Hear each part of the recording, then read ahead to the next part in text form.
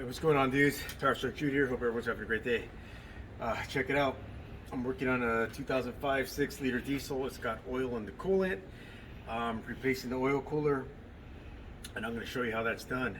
I've already taken a turbo off and stuff because I've done that in another video. So if you guys want to see how I do that, you guys can click the card up here or wherever it goes. There's going to be a card.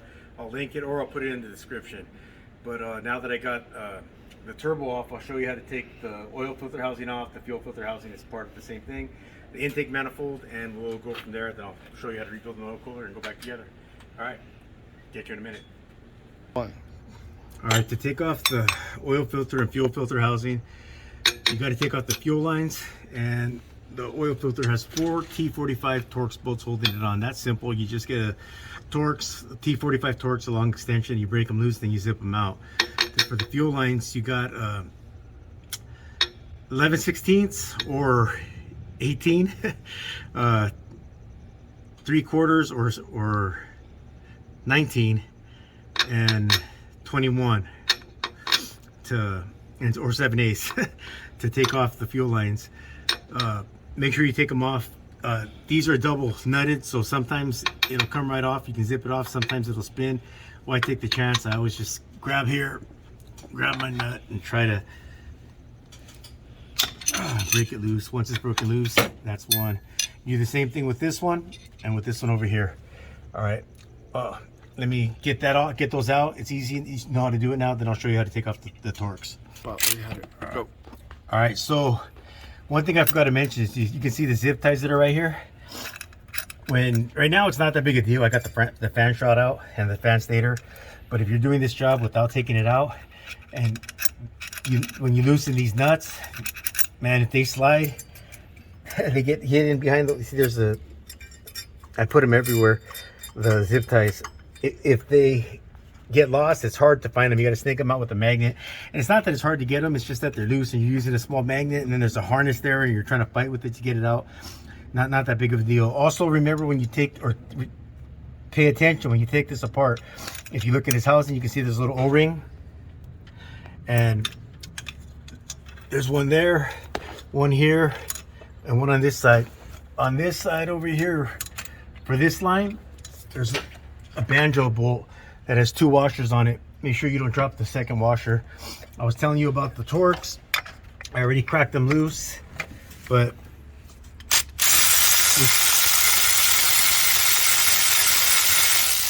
that's one.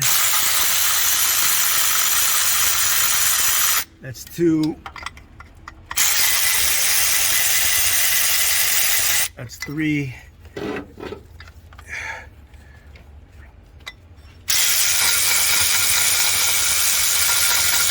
And that's 4. So once you get that off, your housing's ready to come out. Just snake it through the lines, and you're good. All right, I'll show you guys. I'm taking off the intake and the FICM. Back in a minute.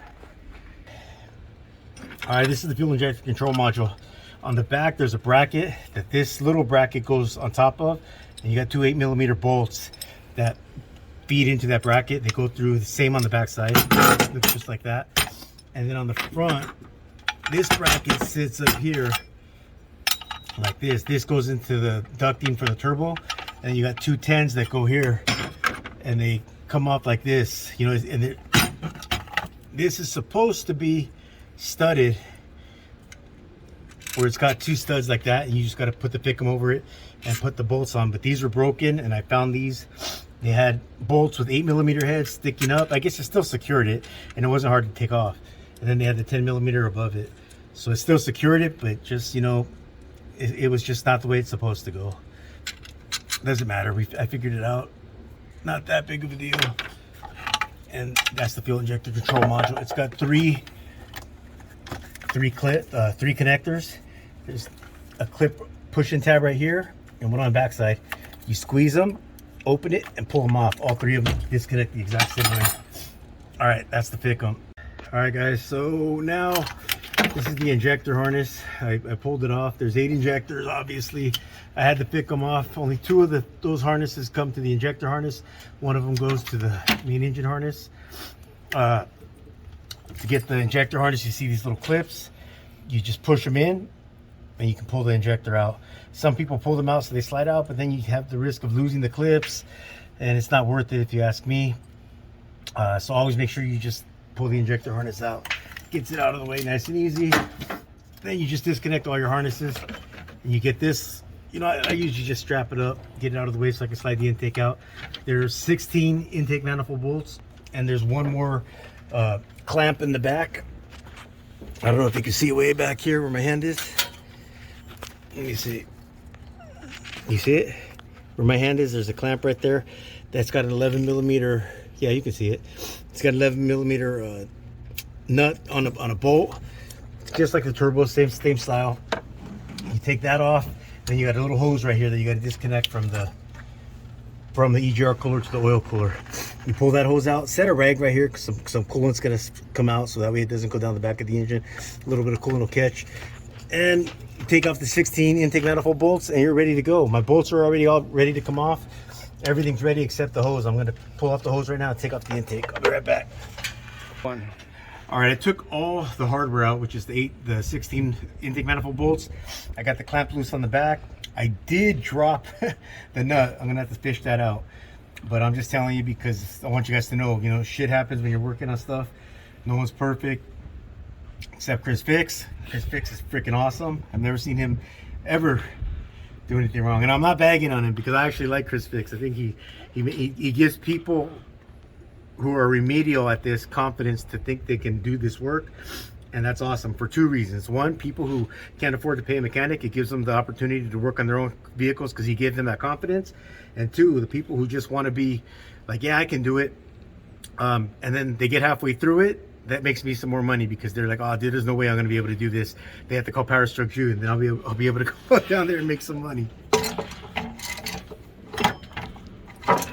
What am I stuck on about this line here?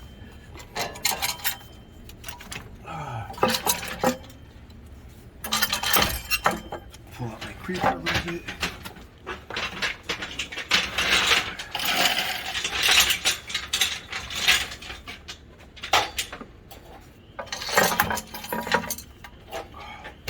And I did pull out, I let these two bolts hold the EGR cooler to the intake manifold, and one right here. I didn't take this one out. This one was missing.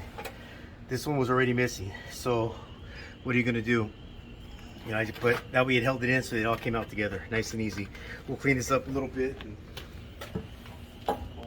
And now if you look at the top, there's the oil cooler. That's what I gotta take off. You're gonna replace this donut O-ring, big fat O-ring. But if you ever lose one, you know, this is pretty much in pretty good shape. You can probably reuse it if you lost one. I'm replacing it. I got new intake manifold gaskets, and I just got to take off the oil cooler. So give me a second, I'll show you how to do that. All right, this is the oil cooler about to come off. There was a small housing that went on top of that the fuel filter and oil filter housing sat on. That's held on with Torx bolts. It's got 5 T45s and it's got 5 T30s. You take those out and separate that from the oil cooler first. You can do it when you get it off of the truck too. Problem with that is when you get off of the truck, then you have nothing holding the oil cooler down, and sometimes it's tight and you got to try to pry it off. So it's easier. You have more access to just get it off and throw it in the chip tray so you don't get oil all over the place. Shove a bunch of rags in the back because oil's gonna, when you take this off, oil's gonna come out. So that way you can catch all the oil and you don't leak all kinds of oil everywhere, even though I'm leaking a little bit. I'll clean all that up. Then this oil cooler itself is held on by 10 millimeter bolts. You know, you can see they go all the way around it. Break them loose, take them off, pop it off, and bring the oil cooler out, and then we're right there, halfway done with this job. As soon as we take the oil cooler apart. All right, I'll get back with you guys in a minute. All right, so oil cooler's off. Now I gotta just disassemble it because it doesn't come with the housing. It comes with gaskets and oil cooler screen.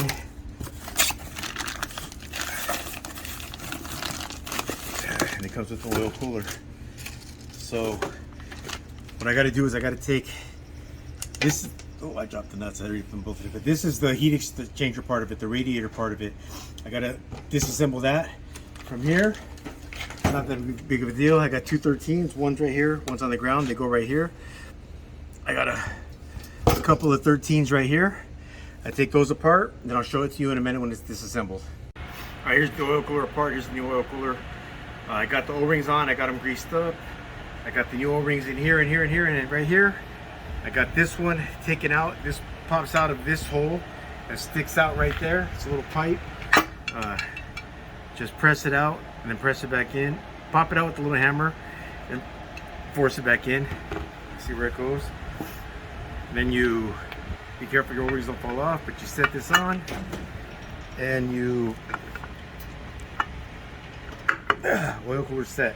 All right, I'm gonna clean this up a little bit and then I'll show you guys what's going back together. Cool. All right, guys, check it out. The oil cooler is now in place and torqued down. The housing's back on. I got all the O-rings on. Make sure that O-ring that goes around for the filter, that gets replaced, because that gets flat and that will leak oil. And you'll end up thinking you have an oil cooler leaking. You'll take the whole thing apart, put it back together, and it'll still be leaking oil. So make sure you change that. Ask me how I know. You know, I was a young rookie once, but yeah, this is on. Intake's going on next. I'll show you how that looks when it's on. It's coming back together. Intake manifold's on. 89 inch-pounds, I believe, is the torque setting for the intake manifold. For me, it's just 3 PSPMs, power strokes per minute. I know that doesn't make sense, but I'll figure out something better pretty soon. We can call them just the good and tight. Nah, yeah, I got a feel for them. Everybody, you know, guys who've worked on these have a feel for them. Now we got to route the harness for the injectors, some of the connectors, put the oil filter housing back on. Turbo, I'll put the turbo on before I put the oil filter housing back on so I have more room to slide it in. And we'll just keep moving forward. And I'll show you guys, if you guys have any questions as to what, like if I skipped a step and just talked about something and then you saw something back together and you're like, damn, I wanted to see what he did, put it in the comments and I'll go over it, you know, or I'll comment or shoot off, whatever. I'll hit you up on Instagram. We'll figure it out. Also, anybody ever need help working on these things, man, I've helped plenty of people. They've hit me up on Instagram and I've walked them through steps or even got on Instagram, FaceTime with them and helped them out. And I'm willing to help anybody, man, because, you know, that's what this community is about. You know, we got to help people. That's why I make these videos. But just remember, this video is how I do this. This is not a how-to. It's a how I. You know, I don't want YouTube telling me, oh, man, or someone telling YouTube, PowerStroke Jude told me this is how you do it. No. PowerStroke Jude said this is how he does it. You know, you guys can take that information and use it however you want. No, I'm just kidding. But I'll show you guys some more as we move along. Things to look for. So look at that pipe right there. You see the cut, that's the map hose that goes from the map sensor to the intake manifold going back together. We found that was underneath the clamp. That'll cause a boost leak, or not a boost leak. You just that'll just cause you a lack of power. It'll set a check engine light. Good thing we found it going back together. I'll make sure to cut that off and just extend it. The hose got kind of hard. I might replace it, but anyways, you can also see that the turbo pedestal's in. You can see we're using these lights now because my Matco hood light on high, I'm gonna say lasted a good 3.5 to 4 hours. So if you guys saw that Matco video I did with the lights, I had it on high almost 3.5 to 4 hours, not quite 5. It might have gone over 4, but I don't think it made 5 hours.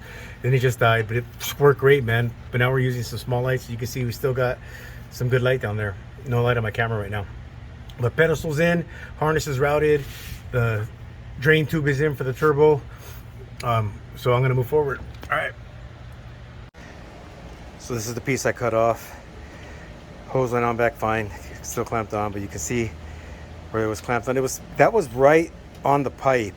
The top part of it, which would be right here, you could see that was off of the pipe already. You know, so he was leaking, so good thing I saw that. Moving along, we got the turbo back on. Clamps on the back of the turbo, at the back of the turbo, well, that's the turbo and down pipe. And the turbo and the pedestal are both tightened. The 3 not the pedestal, turbo to the white pipe are both tightened. The 3 turbo bolts that mount to the pedestal are tightened up. The oil drain tube, and then the 8 that follows the drain tube to the oil cooler housing is all tightened up. The oil filter's back on. We don't have much to go. FICM's back on together over there. We got to put the alternator on, the belt, basically this stuff right here. We got to put the fan, alternator, stator, air filter, a couple of charged air cooler tubes, put some oil and coolant in it, and we'll fire her up. But we are progressing. Get back to you.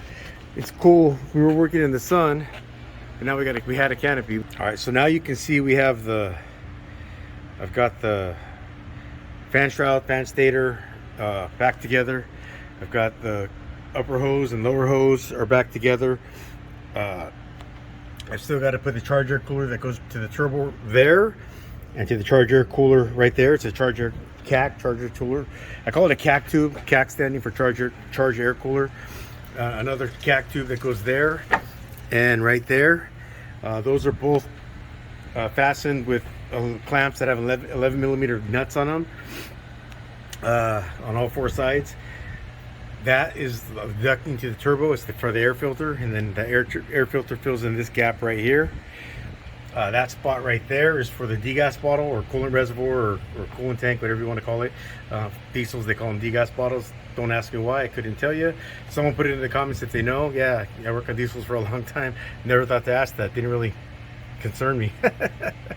But let's see, what else do we have to put together? I am making a mess. You know, Cal's got water bottles, brake clean, towels, tools. Top Cal over here has got tools. It's got a screwdriver holding up the harness. Some more tools. Got a small workstation over here with tools on it. You know, this is pretty much the stuff I've used. Everything I've used, that way I know I'm going to use it again, I leave out. I just brought out the racks just to make it easier because I know I'm going to use multiple sockets. Got my compressor. I got a air hose in a box. Little work table. This is a empty washing machine. I'm actually working on my washer too. Took time out, stopped doing that so I can work on this truck. So my wife's probably not going to be happy about that. It turned into a workstation also. She's not going to be happy about that either. Then I have something everybody's waiting to see. I think people want to see a tour of this. You know, it's been in use for a while, but it's getting ready to come out. There's an old cart that's empty that just has a bunch of crap on top of it.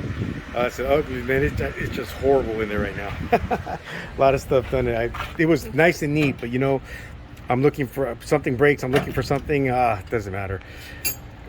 Anyways, we're almost there. I'll show you what it looks like when I'm done. All right, so obviously you can hear it running.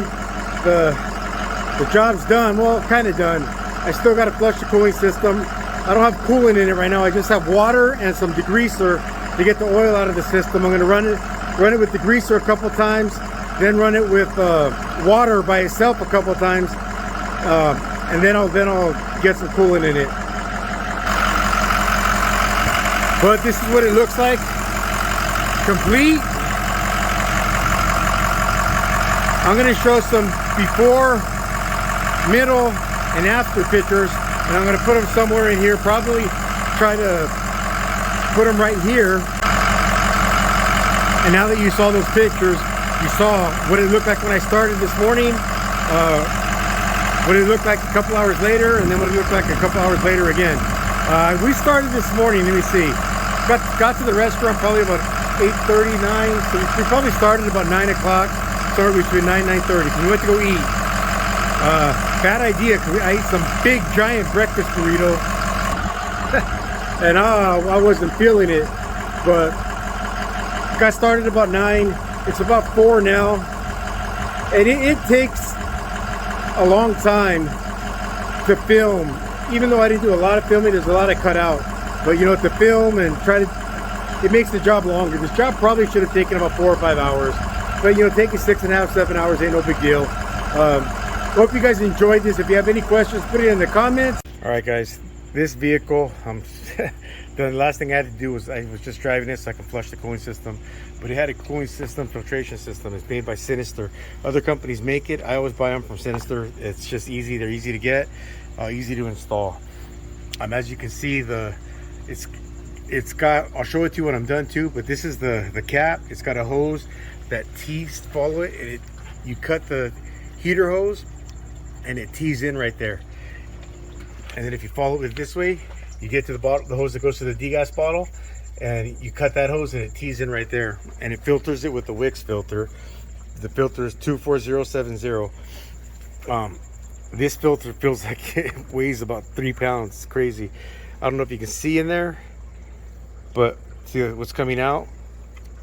See the color of it's like sandy and oily, and if you look closely right there, look at that's like this filter really did its job, because it wasn't hard to flush this vehicle at all.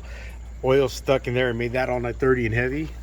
But shoot, this thing's nice, man. The coolant filtration system, I would give that a thumbs up. PowerStroke Jude out.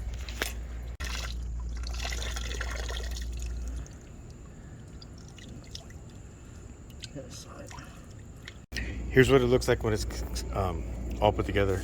So Sinister's easel, it's got the Wix filter. It's got these 2 valves that I got to open up, and then the hose, like I showed you before, goes over to the heater hose and tees in, and over here drilled a little hole right there so I can clamp it down so it doesn't go all over, and then it tees into the degas bottle. Man, anybody who needs these, hit me up. I'll put them on for you, man. These things are worth it. All right, I guess this is the end of the video now, so I hope you guys enjoyed it. I'm gonna put it all together. I'm not sure how the editing is gonna do, but 6.0 oil cooler done in about 5 hours. Yeah, it's late right now, but I was messing around and I forgot I had to change the filter, so I had to go get this at O'Reilly's. And well, anyways, it's done now.